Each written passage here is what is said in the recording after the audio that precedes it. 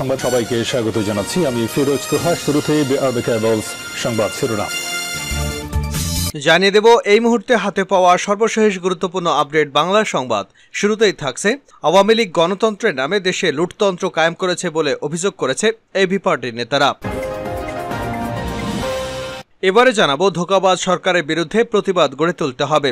ইসলামী আন্দোলন বাংলাদেশের আমির সৈয়দ মোহাম্মদ রেজাউল করিম বলেছেন, সরকার দেখাচ্ছে যে তারা ফিলিস্তিনের পক্ষে আছে, কিন্তু দেশের পাসপোর্ট থেকে অ্যাকসেপ্ট ইসরায়েল কথাটি উঠিয়ে নিয়েছে। এই ধোঁকাবাজ সরকারের মুখে এক আর ভেতরে আরেক, এই অন্যায়ের বিরুদ্ধে শক্ত প্রতিবাদ গড়ে তুলতে হবে। জানাবো সকালের মধ্যে যেসব এলাকায় তীব্র ঝড়ের আভাস। দেশের বিভিন্ন অঞ্চলে ঘন্টায় ৪৫ থেকে ৬০ কিলোমিটার বেগে ঝড় বয়ে যেতে পারে বলে জানিয়েছে আবহাওয়া অধিদপ্তর। সেই সঙ্গে হতে পারে বজ্রসহ বৃষ্টি। এদিকে ওবায়দুল কাদেরকে এড়িয়ে চলছেন গুরুত্বপূর্ণ নেতারা। আওয়ামী লীগ সাধারণ সম্পাদক ওবায়দুল কাদের নিঃসন্দেহে একজন ভাগ্যবান ব্যক্তি। আওয়ামী লীগের সাধারণ সম্পাদক হিসেবে তিনি ইতিহাস সৃষ্টি করেছেন। টানা ৩ বার সাধারণ সম্পাদক হিসেবে দায়িত্ব পালন করছেন, কিন্তু তাকে সিনিয়র নেতারা এড়িয়ে চলছেন। কেন এড়িয়ে চলছেন জানাবো বিস্তারিত, সঙ্গে থাকুন। জানিয়ে দেব ঘূর্ণিঝড় রিমালে ক্ষতিগ্রস্ত দুর্গতদের মাঝে শুকনা খাবার বিতরণের লক্ষ্যে শনিবার সাতক্ষীরা, খুলনা এবং বাগেরহাটে যাচ্ছে আওয়ামী লীগের ত্রাণ ও সমাজ কল্যাণ বিষয়ক উপকমিটি। এবং সর্বশেষ জানাবো আন্তর্জাতিক সংবাদ। ভারতের নির্বাচনের ফলাফল কি হবে? মোদি কি থাকবেন ক্ষমতায় নাকি বিদায় নেবেন? বিশ্বের বৃহৎ গণতান্ত্রিক দেশ ভারতের লোকসভা নির্বাচন শেষ প্রান্তে চলে এসেছে। আজ শনিবার সপ্তম এবং শেষ দফা নির্বাচন। এরপর ৪ জুন ভোট গণনা শুরু হবে। দেশটির লোকসভায় রয়েছে ৫৫৩টি আসন। এতক্ষণ শিরোনাম শুনছিলেন, এবার বিস্তারিত। প্রিয় দর্শক, আপনি যদি এই চ্যানেলে নতুন হয়ে থাকেন, ভিডিওটি দেখতে দেখতে চ্যানেলটি সাবস্ক্রাইব করে আমাদের সঙ্গে থাকুন। আর এই ভিডিও সম্পর্কে আপনি আপনার মূল্যবান মতামতটি কমেন্ট বক্সে জানিয়ে দিন। আর হ্যাঁ প্রিয় দর্শক, জানিয়ে দিন ভিডিওটি কোথা থেকে দেখছেন। আওয়ামী লীগ গণতন্ত্রের নামে দেশে লুটতন্ত্র কায়েম করেছে এবি পার্টি। পুলিশের সাবেক আইজিপি বেনজির এবং সাবেক সেনাপ্রধান আজিজ আহমেদকে অবিলম্বে গ্রেপ্তার এবং তাদের লুট করা অর্থ উদ্ধার করে ঘূর্ণি দুর্গতদের ক্ষতিপূরণ দেওয়ার দাবি জানিয়েছে আমার বাংলাদেশ পার্টি। শুক্রবার বিকেলে রাজধানীর পল্টন বিজয়নগরে বিক্ষোভ মিছিল সমাবেশ থেকে এ দাবি জানান দলটির নেতারা। তারা বলেন, আওয়ামী লীগ মুখে মুক্তিযুদ্ধের চেতনার প্রতিষ্ঠার কথা বলেও বাস্তবে তারা দেশের স্বাধীনতার সার্বভৌমত্বের বিরোধী প্রধান শক্তি। কথায় কথায় গণতন্ত্রের বুলি আউড়িয়ে তারা দেশে এক ব্যক্তির শাসন এবং লুটপাটতন্ত্র কায়েম করেছে। বিক্ষোভ মিছিল শুরুর আগে বিজয়নগরস্থ বিজয় ৭১ চত্বর এক প্রতিবাদ সমাবেশে অনুষ্ঠিত হয়। এতে সভাপতিত্ব করেন এবি পার্টির আহ্বায়ক এবিএম সুলাইমান চৌধুরী।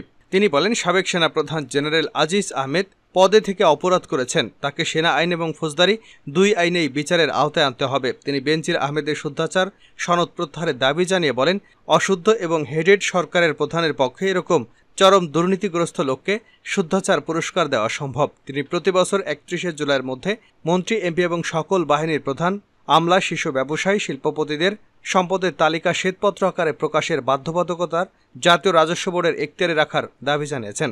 তাজুল ইসলাম বলেন, আওয়ামী লীগের সেক্রেটারি এবং ওবায়দুল কাদের একসময় বলেছিলেন বেনজির আজিজ কোনো দুর্নীতি করেনি, এগুলো সব মিথ্যা গুজব। আর এখন তিনি বলছেন দুর্নীতির দায়ে বেনজির আজিজের বিচার করা হবে।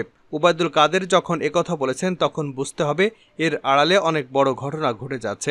তিনি বলেন, একটু শক্তিশালী ঝড় এবং জোয়ার আসলেই বাঁধ ভেঙে তলিয়ে যাওয়া থেকে প্রমাণ হয় সরকার গরিব উপকূলীয় জনগণের জানমালের বিষয়ে কোনো দায়বোধ করে না।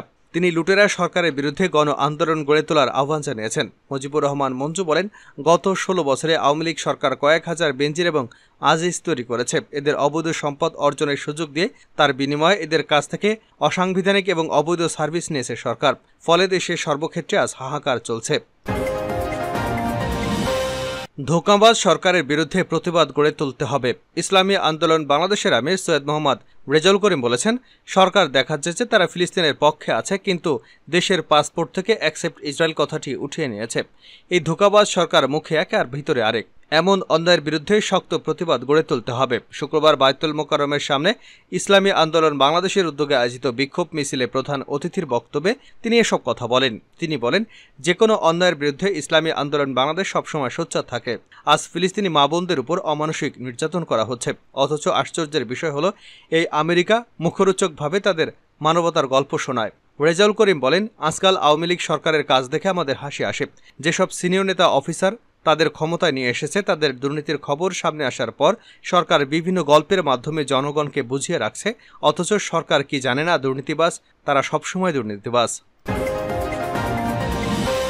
সকালের মধ্যে যেসব এলাকায় তীব্র ঝড়ের আভাস। দেশের বিভিন্ন অঞ্চলে ঘন্টায় ৪৫ থেকে ৬০ কিলোমিটার বেগে ঝড় বয়ে যেতে পারে বলে জানিয়েছে আবহাওয়া অফিস।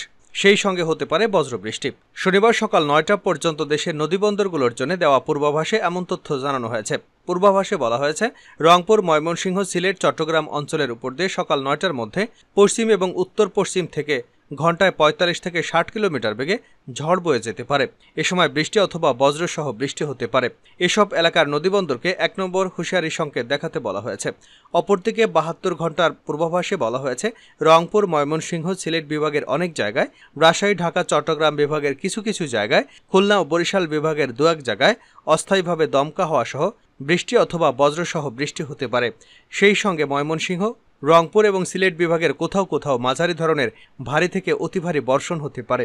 পরের দিন রবিবার সকাল ৯টা থেকে রংপুর, ময়মনসিংহ, সিলেট বিভাগের অনেক জায়গায়, রাজশাহী, ঢাকা এবং চট্টগ্রাম বিভাগের কিছু কিছু জায়গায় এবং খুলনা ও বরিশাল বিভাগের ২-১ জায়গায় অস্থায়ীভাবে দমকা হওয়া সহ বৃষ্টি অথবা বজ্রসহ বৃষ্টি হতে পারে।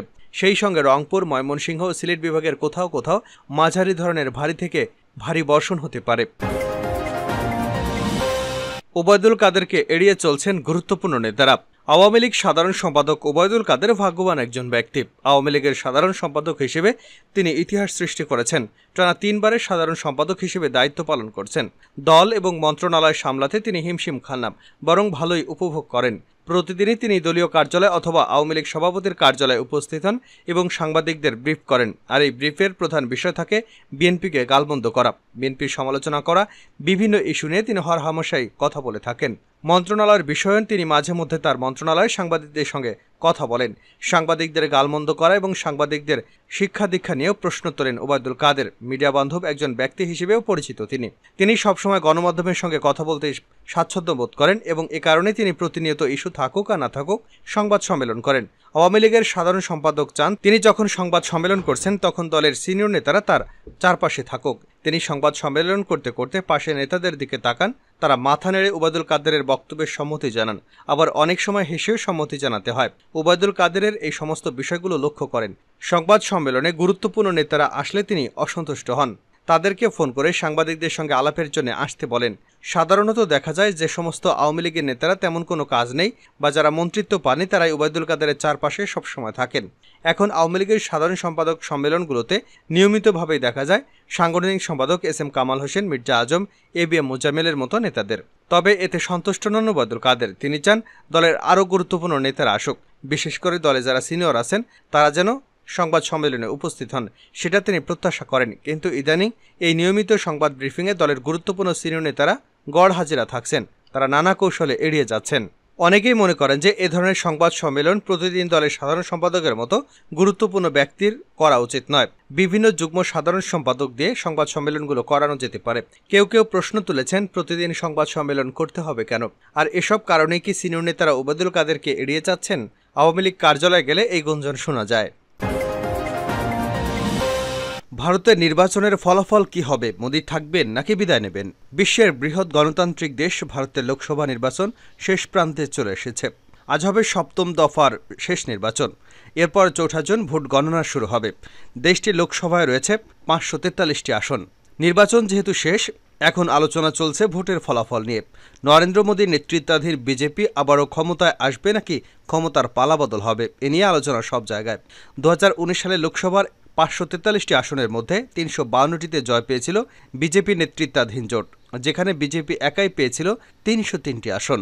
শনিবার ভোট গ্রহণ শেষ না হওয়া পর্যন্ত নির্বাচনের ফলাফল বিষয়ে কোনো ধারণা দেওয়া যাবে না। তবে গত এপ্রিলে চালানো এক জরিপে দেখা গিয়েছিল মোদীর বিজেপি ২০১৯ সালের মতো এবারও একাই প্রায় ৩০০টি আসন পাবে। বিজেপি তাদের অবস্থান আরও শক্তিশালী করবে। কেউ কেউ বলছেন এবার বিজেপি তাদের অবস্থান আরও শক্তিশালী করবে, দলটি ২০১৯ সালের চেয়ে বেশি আসন পাবে।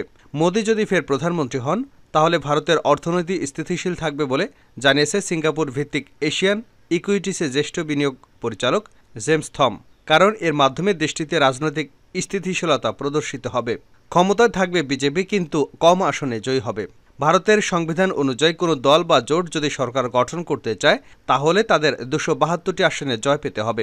ভারতের অর্থনীতির সঙ্গে যারা সংশ্লিষ্ট তারা ধরে নিয়েছেন মোদীর নেতৃত্বাধীন বিজেপি আবার ক্ষমতায় আসবে, তবে গতবারের চেয়ে তারা কম আসন পেতে পারে। বাজারও সেভাবেই প্রস্তুত হয়েছে। বিরোধীদের নেতৃত্বাধীন জোট সরকার যদি বিজেপি কোনোভাবে হেরে যায়, বিজেপির প্রধান বিরোধী দল কংগ্রেসের নেতৃত্বাধীন জোট সরকার ক্ষমতায় আসে, তাহলে অর্থনীতিতে কিছুটা ধীরগতি চলে আসবে। নতুন সরকারের অর্থনৈতিক নীতি যতক্ষণ পরিষ্কার না হবে ততক্ষণ এমন অবস্থা চলতে থাকবে। এদিকে মোদীর দলের বিরুদ্ধে কংগ্রেস নেতৃত্বাধীন জোটের জয় পাওয়ার সম্ভাবনা খুব বেশি এখনো দেখা যায়নি। তবে ভোট গণনা শেষেই জানা যাবে এবার ভারতবাসী কাকে ক্ষমতায় চেয়েছেন।